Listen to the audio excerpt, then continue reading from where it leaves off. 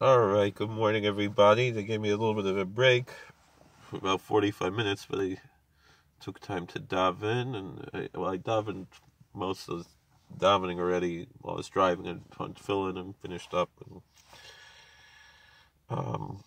because I left when it was too early. Really not too early to put tefillin, but then I wouldn't have time. By the time I left, whatever. And they used to put this part of the training at the end so I could leave early, but they didn't do that today. So they said I have about 45 minutes. I spent about 25 minutes of that already. So I have 20 minutes now. I want to at least catch up a little bit with the Daf Yomi. We're on Daf Yehudah Beis in Avodah Zarah 10b. And it's very, very interesting Amud here. We just had yesterday two cases of stories between Rebbe and Antoninus, and that's what most of our Amud is going to be. We said before, Rabbi, of course, Rabbeinu HaKadosh is Rabbi Yehudah HaNasi, the redactor of the Mishnah, and the leader of the Jewish people at the time, and he was very good, close friends with Antoninus, the Roman emperor, and there are many stories about Rebbe and Antoninus. The Gemara in Sanhedrin on Tzadik Aleph has a lot of stories between them as well. And the Doros Rishonim says that this Antoninus was Marcus Aurelius, his father's name was Antoninus. And so he's referred to, generally as Marcus Aurelius Antoninus here. We speak of him as Antoninus. It could have been a different Antoninus, but most likely it was Marcus Aurelius, which it makes sense when you look at the meditations of Marcus Aurelius, that he had some Jewish influence.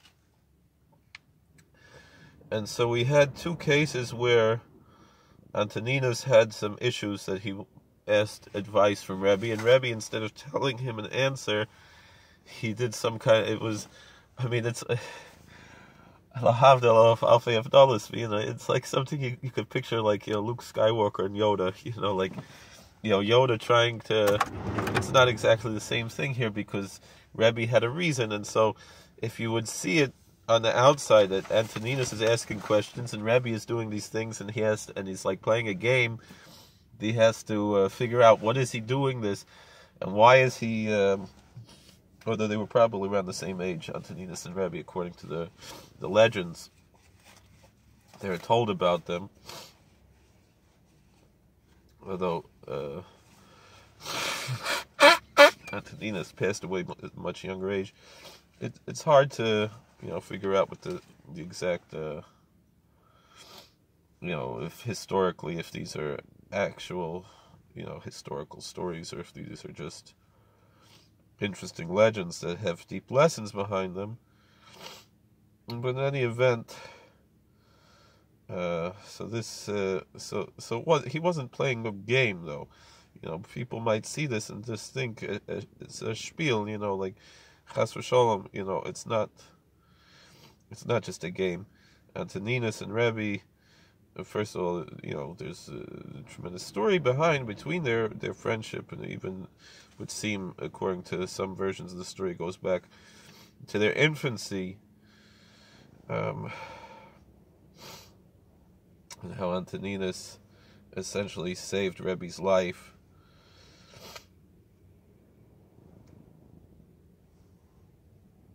But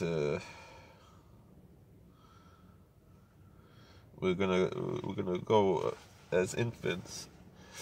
But Antoninus, he would ask these questions, and then Rebbe would go and do these funny things. So we discussed yesterday two examples.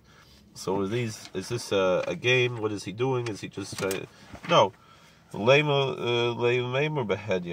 the question the Gemara asks? Why didn't Rebbe just tell him openly what the answer was to the advice he was seeking? So Amashemai be Cheshuvei Romi Mitzarali. So he said that all of these cases, these are things that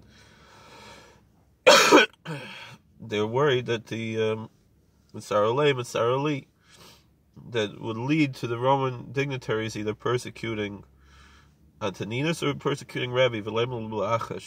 So why didn't he just whisper to him? Because it says in Ecclesiastes 10:20 that the bird of the sky will carry the voice, and the winged creature will betray the matter. There's no such thing as a private conversation. There's a big wisdom that, we see now with this Maisa. People are accusing Donald Trump of using some foul language, and even though Obama used the same foul language, LBJ did all kinds of disgusting things, but because they're Democrats, they could do what they want. But if a Republican does it, if a Republican acts like a Democrat, then it's a big trouble, Then the Democrats will be on his case, right? Even though he doesn't pretend to be religious, doesn't pretend to be, he's just a regular guy, this is what's going on, and this is, and the thing is, nobody knows what really happened, because he claims it didn't happen, they claim it did. It's a he said, she said, this, that, blah, blah, blah. But if it did happen, he didn't. He figured this is a private conversation. And of course, there's no such thing as a private conversation. So another story with Rebbe and Antoninus, Havale. So that's what it says. Ki yofer shemayim yelchas hakol. That even a bird will go tell it what's going on. So Havale, he brought to the Shmei Gira. So Antoninus had a daughter named Gira. Kavde Yisura. She did some sin, because he was worried that there's going to be some public scandal, and was she going to be executed for adultery, or was it what exactly was going on? Shadar le Gargira. So Antoninus also played these games, not a game. It was because he also didn't want anybody to know what's going on. So Antoninus sent Rebbe a certain type of herb called gargira, and his daughter's name was Gira. So that indicates that she was nigrar, she was dragged to sin. Gargira, that Gira was drawn away to sin. Shdarle kusbarta. So Rabbi sent back coriander, which is called in Aramaic kusbarta. So kus means to execute, and barta means a daughter. So he said, so your daughter should be executed. Shdarle karte. So Antoninus sent a leek karsi, which means that this bloodline would be cut off, and perhaps his own family bloodline, his whole, maybe his son had already been killed or something. So shalach lechasa. So then Rebbe sent lettuce, which is called in Aramaic chasa, which means chus v'rachem, should have mercy on her, grace and mercy. Another story called Yomi v'shadar le'dahaver pricha matrasa v'chite pumayhu. So every day Antoninus would send crushed gold in leather sacks to Rebbe, but would cover it with wheat at the top. So like it would open up, you see wheat, Mar lahu amtiu chite l'Rebbe. So Antoninus would say, bring this wheat to the rabbi, to Rebbe. Malay Rebbe, leitzrichna, isli tuva. So Rebbe said, I don't need this gold, I have plenty. What are you sending this? I don't want it. Samar lehevel manda basrach. So Antoninus said, give it to your children as an inheritance. The havel of Asrai. And they are going to give it to my descendants. Asu basrach, dasei menayu, nepukalayu. Because I know that the Romans, my einaklach, are going to give problems to your einaklach. My grandchildren are going to give problems to your grandchildren. And so here, take this money. This way, they'll have what to pay the taxes with and whatever. I want to try to make your life easy and your children's lives easier. Havleinu Nikirsa, the Hav Island base of the Rebbe.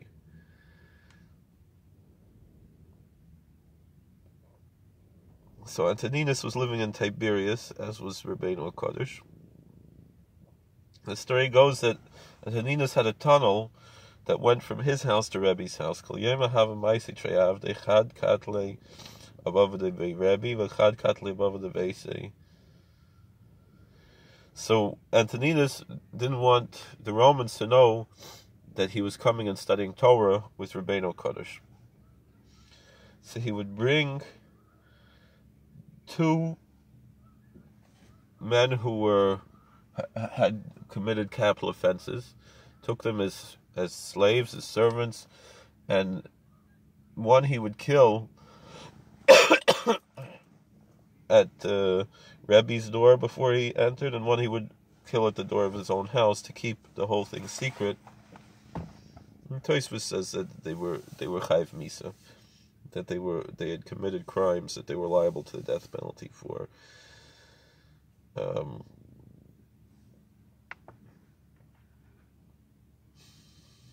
Marley idna desina l'nishkachach kvar kamach. So Antoninus told Rebbe, I don't want anyone to be here when I come to your house. So at one time, he would come all the time to go learn with him. And one time, Reb Chanina Bar Chama was there by Rebbe. Amar lo yamina de'ina desina l'nishkach kvar kamach.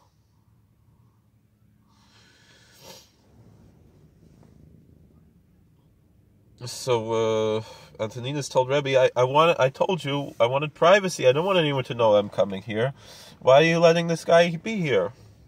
Another rabbi was there. Leisdein Barinish. He said, this person's not a human being, it's an angel.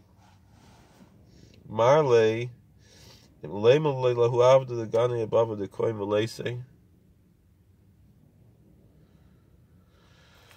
So Antoninus just killed the servant, right? So he said, if he's an angel, I want him to go wake up my servant who's by the door. He just killed him, right? Ash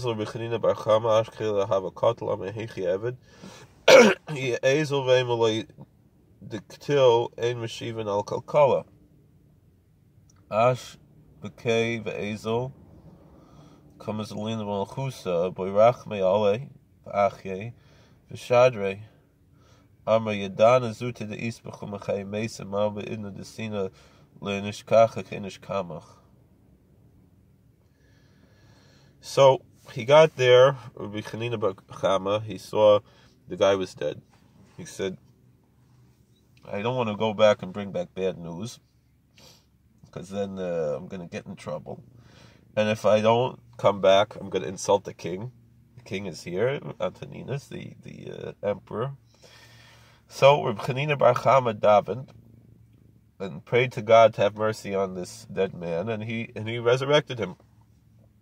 And so he sent the dead guy that he just resurrected back to Antoninus. So Antoninus said, Amar Yadana Zuti Isbuchum Achai Mesim, Yuba Idna Desina Lenishkacha Finish Kamach. Antoninus said, you're telling me this angel, I know this is a human being. I know you rabbis, even the least rabbi, the lowest rabbi can resurrect the dead. And I told you I wanted to be alone when I see you. That was in the old days. Nowadays we don't have such a thing too much, we had chveis, Rimnitzer, who could resurrect the dead, but So Antoninus was so humbled before Rebbe. He said, Kol yoma hava mashamish l'Rebbe, machalei mashkelei, ki hava bei Rebbe l'meisik l'furia, v'gachin kayimei puria, amalei sakel l'vai l'furia, chamalav arach arlez uzlam l'chusik l'ahai, v'miyu misimeni matzot techtechelei l'mhabu. So Antoninus, he would he would serve Rebbe hand and foot. He would give him food and drink.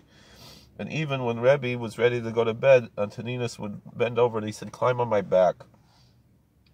And Rebbe said, "I can't insult the king like that, to walk on top of a king, even the Gentile king." This shows also how much respect we have to have for authority. That Rebbe said to Antoninus, "You're a king. I cannot climb on your back." But Antoninus said, "If only I could be a mat under your feet in Olam Haba." Antoninus asked Rebbe, "Asina l'almadase?" Antoninus asked Rebbe, "Will I go to Olam Haba, to heaven?" Malayain. He said, "Yes." We know the Gemara says that that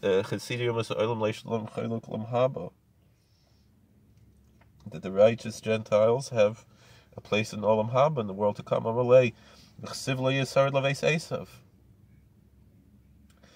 Antoninus said, "But wait a second. It says in Obadiah, verse 18, there's only one chapter in Obadiah, so 118, of course. In Avodah, it says that there's going to be no remnant to the house of Esau. And the tradition says the Romans come from Esau." So Rebbe answered, "Ba'oisem Isa Esav." He says, only if you act like Esau, then it has nothing to do with your pedigree. Judaism is not a racist religion. A Jew who acts like Esau is also going to be destroyed. Just because you have Jewish ancestry doesn't make you better than someone else. And so the Tzionim, they act like Esav, they're going to have no remnant. And people from Esav, they act a Turdic way, they can have, especially if they become a Ger Tzedek, but even if they don't become a Ger Tzedek, they also have Olam Haba. Just as a bigger Olam Haba if you become a Ger Tzedek. Tanya Nami Hachi. We have another brisa like this. There's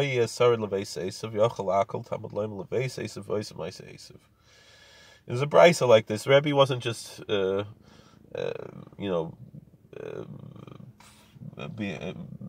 mechanef Antoninus. This is actually a brisa that if it would have just said there would be no remnant to Esau, that would be the whole Esau. But because it's the house of Esau, someone who acts like someone from the house of Esau. Marley. So Antoninus asked Rebbe, "V'chsiv shama edom alacheha v'chol nesiyaha." And Ezekiel 32:29,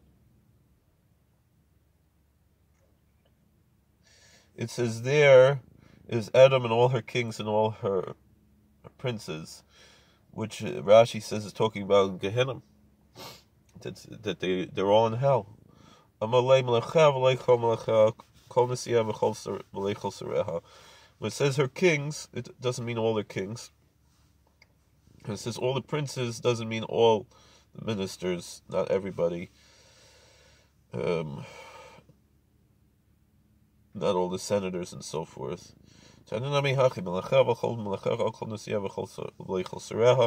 a brisa like that. He wasn't just being nice. So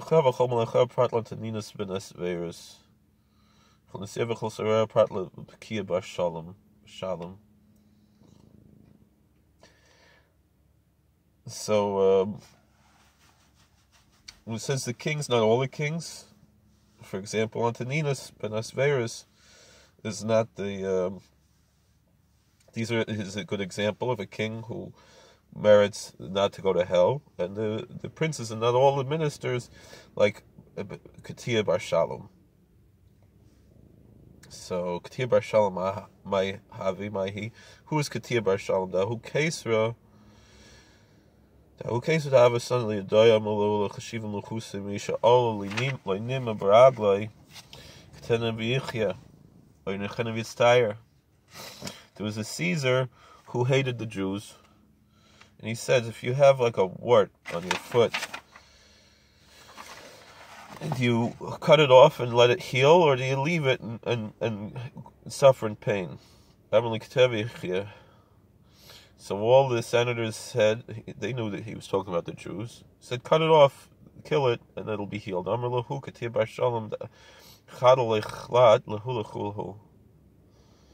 So Katia Bar Sholem, he said, no, he disagreed. He said, no, you can't kill the Jews. Why? Because there's too many. The Jews are all over the world. So if you kill them here, there's still going to be Jews somewhere else. So what you can never destroy the Jewish people. You see, Hitler, he tried, he killed 6 million, but then there's Jews in America and Africa and Australia and Asia, and a lot survived there in Europe,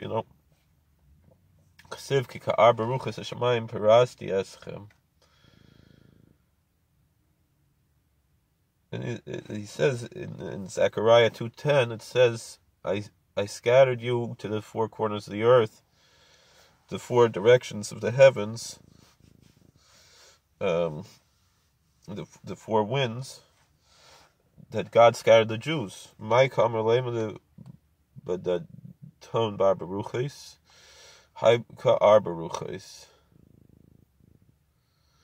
le ar baruches. What does it mean? It says like the four winds of the heaven. It doesn't say to the four directions or in the four directions.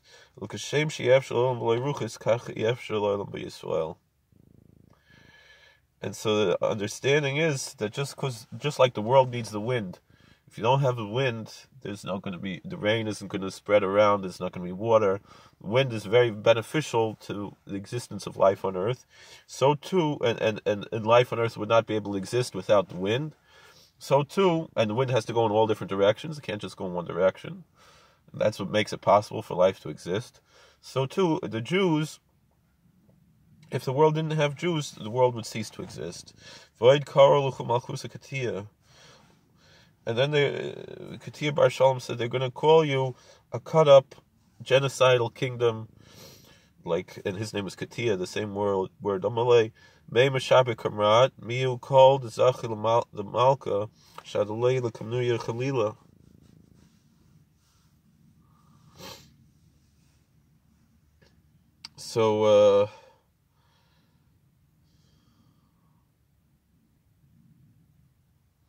So he said that you're right, but you humiliated the king, so we got to throw you in this round room where to be executed.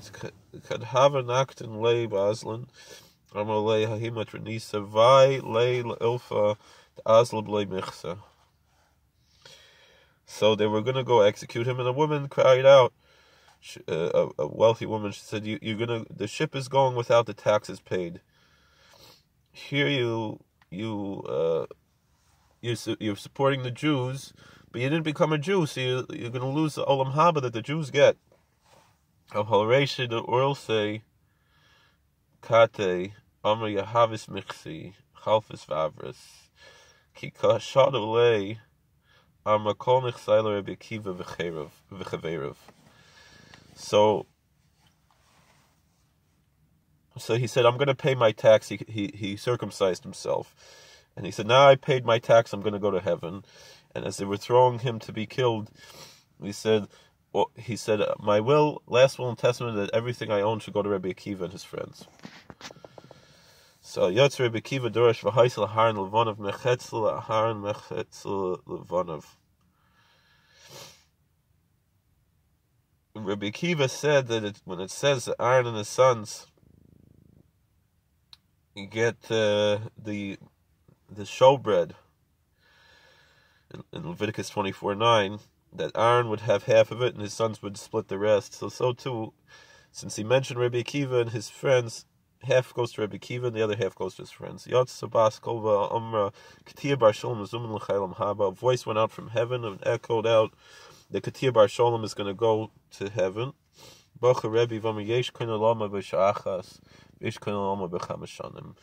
And Rebbe cried and he said, look, there's such a person who can get to heaven in 1 minute doing one thing, and there's someone that takes many years of life to get to heaven. So Antoninus Shamshul Rebbe. So Antoninus served Rebbe, right? Adarkan Shamshul Rav. Adarkan, another dignitary, he was not Jewish, he served Rav. Kishachav Antoninus Amar Rebbe Nisparda Chavila. he says, when Antoninus died, Rebbe said the bundle is unraveled. Ki shachiv a darken amarav is part of Chavila. And Rav said the same thing when a darken passed away. So the next thing, the next daf, we're going to talk about Unclus. All right. Unclus Ager. All right. Thank you for watching. God bless. Please like, share, and subscribe.